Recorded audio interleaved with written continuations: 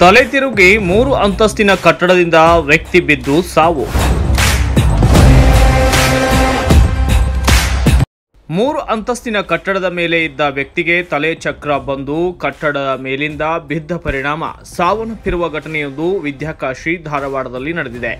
ಪೇಡಾನಗರದ ಧಾರವಾಡದ ಮಾಳಾಪುರದಲ್ಲಿ ಈ ದುರ್ಘಟನೆ ನಡೆದಿದ್ದು 65 ವರ್ಷದ ಅಮುದ್ದೀನ್ ಮಂಗಳಗಟ್ಟಿ ಎಂಬ ವೃದ್ಧನೇ ಸಾವನ್ನಪ್ಪಿರುವ ವ್ಯಕ್ತಿಯಾಗಿದ್ದಾನೆ.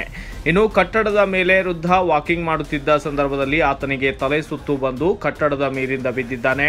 ಕೂಡಲೇ ಆತನನ್ನ ಚಿಕಿತ್ಸೆಗಾಗಿ ಕಿಮ್ಸ್ಗೆ ದಾಖಲಿಸಲಾಗಿದೆ. ಆದರೆ ಚಿಕಿತ್ಸೆಗೆ ಸ್ಪಂದಿಸದ ವೃದ್ಧ ಸಾವನ್ನಪ್ಪಿದ್ದಾನೆ.